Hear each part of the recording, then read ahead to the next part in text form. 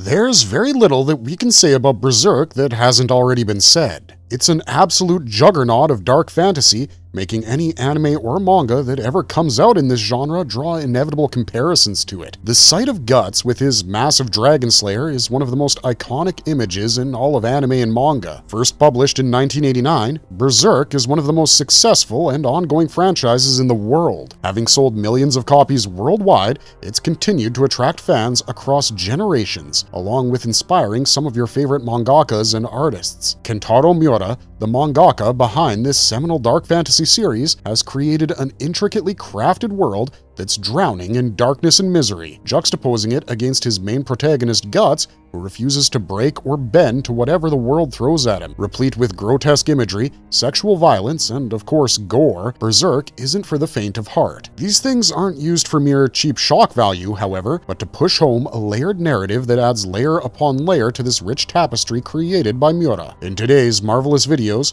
we're going to be peeling back certain layers from this densely packed series to talk about some hidden lore bits from Berserk, from the evolution of the plot and hidden details to their correlation with certain things in the real world. We'll leave no stone unturned. So join us, fellow strugglers, and put on your tinfoil hat as we once again explore the dark and corrupt world of Berserk before we're swept away by the flow of causality. Anyways, before we get too deep into our explanation, we have a very small request. If you like our content, please support us by subscribing to the channel. It's a small click for you, but for us, it means a lot. Thank you. Let's begin. Subtle changes to the brand of sacrifice. We're all familiar with the iconic brand of sacrifice that's seared into the flesh of those who are meant to be sacrificed during the invocation of doom. The brand of sacrifice not only marks the physical body of the individual, but also their spiritual essence. It marks the individual as the designated sacrifice for the infernal ritual, which results in the creation of an apostle or a member of the Godhand. It also acts as a beacon for all manner of evil creatures to flock to, ensuring that if, on the off chance the sacrifice survives, they're haunted by these entities for the rest of their probably short lives. For an author as meticulous as Miura, who had done some serious research on religious symbolism and occultism for Berserk, it's hard to believe that the design for the brand of sacrifice holds no real meaning. The brand's design is not merely cosmetic in nature, it's been carefully created after a lot of research that we know he put into the series. Despite being such a loaded narrative and plot device, the brand of sacrifice that we know has changed greatly from its first appearance. The current design of the brand is a lot more symmetrical compared to the more curved nature of the original brand. The OG brand can also be viewed as a perversion of religious symbolism, as it's the result of an infernal ritual that creates abominations. Through the eclipse and the ceremony that results in the ascension of the apostles, new life is created in a manner of speaking. This act is in itself a mockery of the sacred nature of birth, and the brand symbolizes that. While we're on the topic of life and death, the original brand of sacrifice also looks much closer to the caduceus, a medical symbol that has two twin serpents wrapping around a rod. Unlike the caduceus, which signifies healing and succor, the brand of sacrifice is a mark that symbolizes suffering and misery. As much as the brand of sacrifice marks the sacrificial victims, it's also a mark on the sacrificer, signaling to the world that these individuals have given up a part of their souls. Initially, the brand was only meant to serve as a narrative tool to distinguish Casca and Guts from the rest of the cast, who are living dwellers of the interstice and are no longer fully a part of the human world. Later down the line, it also serves as a plot device to build tension by foreshadowing attacks and highlighting Guts' cursed existence. The identity and fate of the old Godhand and the evolution of evil. The Godhand are the most powerful entities in the world of Berserk that we've come across thus far. They are the chief instruments of causality through which this esoteric law governs the world. While we are initially given the impression that these beings are all-powerful and eternal, we find out that this might not really be the case. The reason that we believe this is because Slan, Ubik, Conrad, Femto, and Void aren't this group's first iteration. We've witnessed the old Godhand previously during a vision that saw them standing over the previous owner of the Berserker armor. Coming back to the present though, what's really interesting regarding the old Godhand is the fact that they all resemble depictions of what would be considered pagan gods by Christians in our own world. Although their names aren't given to us, we can make some educated guesses. The bearded Godhand member most resembles the numerous depictions of the god Poseidon or Zeus. The animalistic Godhand looks eerily eerily similar to the lions of Ishtar, belonging to a Mesopotamian goddess. There's another one that looks like a more twisted version of the Cycladic fertility idol. And lastly, we have the female Godhand, who looks like a statue of Artemis or Athena of the Ephesians. We know that in Berserk's world, pagans are hunted and killed while their gods are only worshipped in secret. Remember the man-goat who's been seen in a couple depictions of pagan orgies? The man-goat is very reminiscent of the satyr god Pan. The satyrs were often associated with deceit and lust, which Miura seems to have brought over to his own work. Our theory is the reason that the pagan gods are hated by the Holy See and served only in secret is that they were once the original members of the Godhand. We know that even the current Godhand are sometimes referred to as angels. Therefore, these infernal beings are no strangers to being addressed with deified titles. What if the Skull Knight actually managed to kill the previous 4 members of the Godhand, with only Void having escaped his clutches? That could be one of the reasons why, out of all the members of the Godhand, he seems to reserve an extra bit of hatred for Void. We've noticed how pagan worship in Berserk is often associated with hedonistic pleasure and excess. The reason for this could indicate the evolution of the idea of evil and its machinations over time. What if previously, the Godhand's method of spreading sin and misery through the world was through tempting mortals into these extreme forms of hedonism which blurred the line between pain and pleasure? We know that even in most real-world religions, these type of activities are considered sinful and harmful to the soul. This could have been how evil was initially perpetrated in the world. However, as the original Godhand perished, the idea of evil realized that it needed to take a much more direct approach towards spreading evil in the world. Hence, it evolved its method through the creation of the new Godhand, who focused on the propagation of evil through cruelty, carnage, and violence. This would make perfect sense because while we know that everybody in Berserk is enslaved to the laws of causality, evil itself is the only thing that's ever fluid and has the capability to evolve.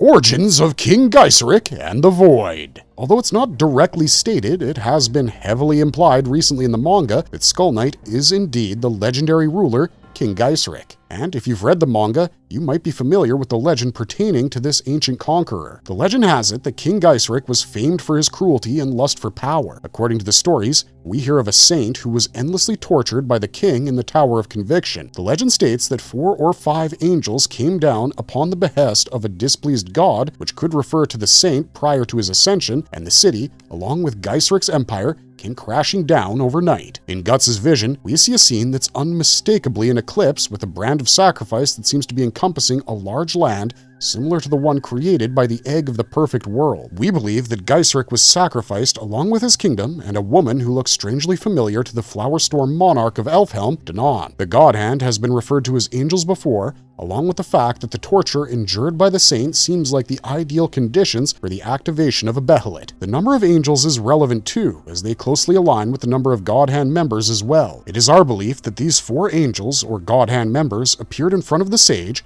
after which the tortured wise man sacrificed the entire empire to become Void, thus completing the ranks of the Godhand as their 5th member. We know that the legend states that the sage was professing the sins of King Giser day in and day out under immense torture, meaning that this person was calling out the king for his atrocities, which further implies that he held great love for the ordinary citizens of the empire. So great was his love that in his moment of utter despair, which led to his Behelit awakening, he sacrificed the very citizens and kingdom he loved in exchange for ascension into a member of the Godhand. Another interesting thing that backs this theory is Void's own physical appearance. He has a strikingly large, exposed brain, and we know that Godhand's appearances are twisted reflections of their inner selves. Our other theory is slightly different, as in this vision, we see Skull Knight holding a female in his arms. What if the legends aren't totally accurate, and it was Skull Knight who activated his Behelit after being tricked into it due to the death of his lover by this so-called sage? What if Void already existed, and Skull Knight actually refused to offer to become a member of the Godhand, but it came with serious repercussions? This would explain why he feels a degree of kinship with Guts, as they're both strugglers, along with the reason he hates the Godhand and the Void,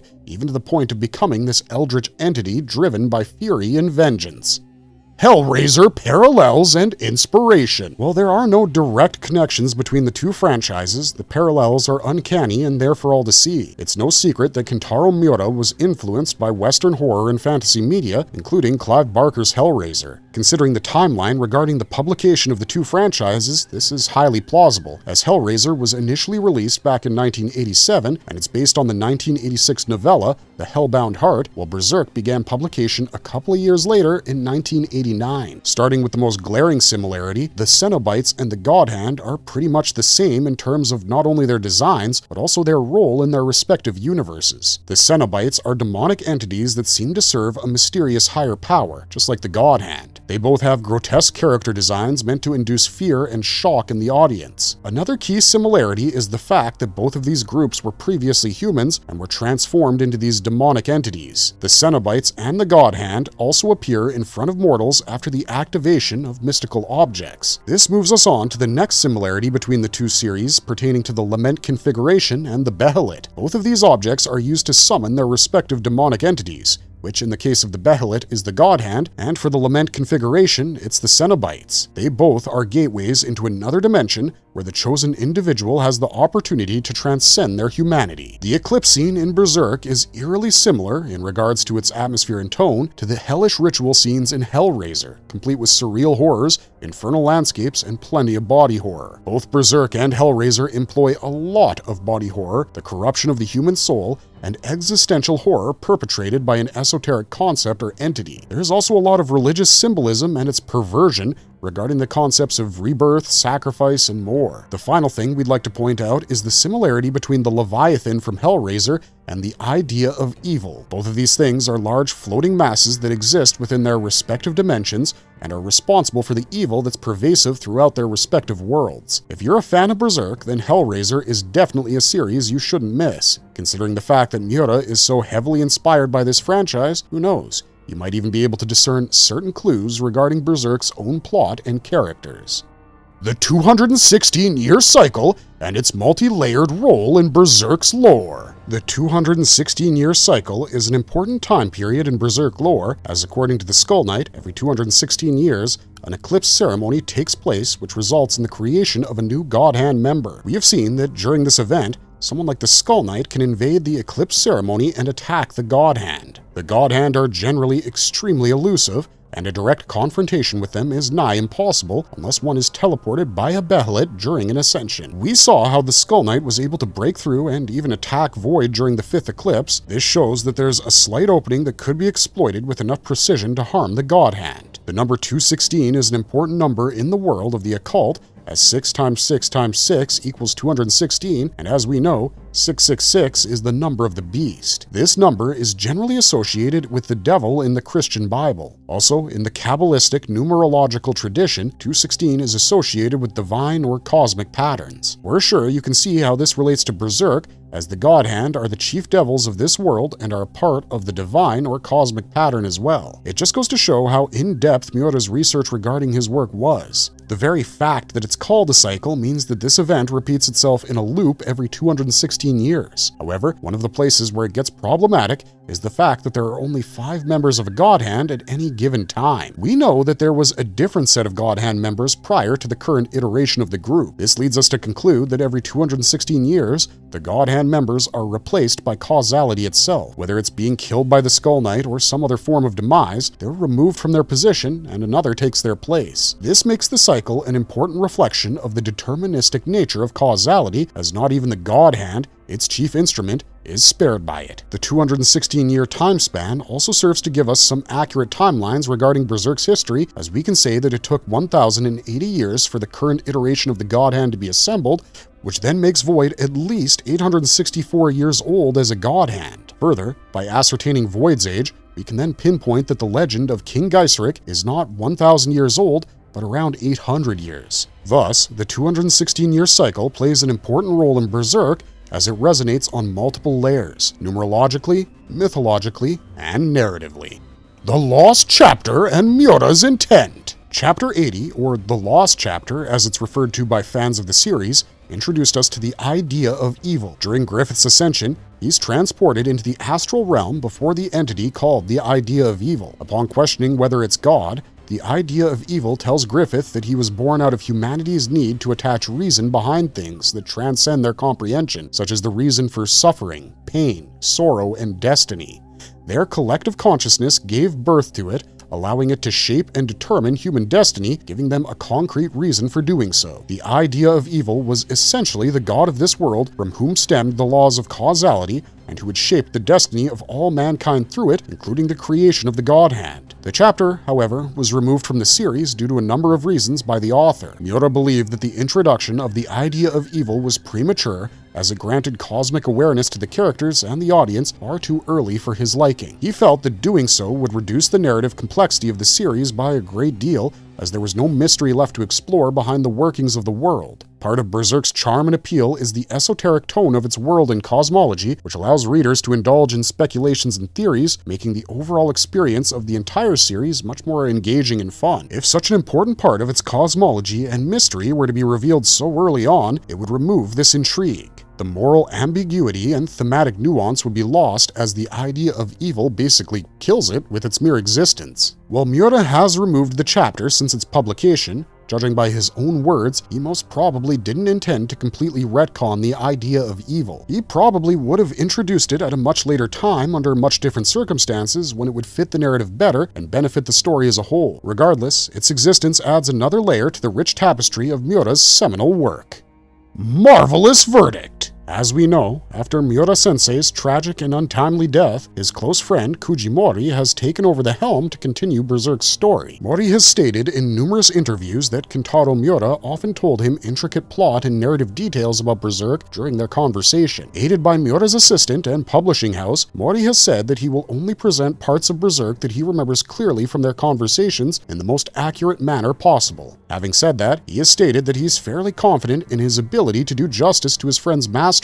This obviously means that a fair bit of the original story will, unfortunately, never see the light of day. The current trajectory of the manga might indicate a focus on the completion of the story rather than the exploration of its greater cosmology and themes. It will mostly be left to the fans to fill in the gaps and create our own theories regarding the lore of Berserk. Thankfully, Berserk is so densely packed with symbolism and hidden meanings that even if you peel layers off, there's still more to discover. We hope that with this video, we were able to pique your interest, not just regarding this topic, but also the series as a whole. Thanks for sticking with us right to the very end of this one. We love making these theory crafting videos for you, as it allows us to engage with the content in a much more direct manner. If there's any important lore or facts about Berserk that you would love to share, be sure to share them in the comments down below. If you like this video, go check out the rest of our channel. We put out daily videos regarding all of your favorite animes, mangas, and characters. We hope to see you soon in the next one, but until then, stay safe and stay marvelous.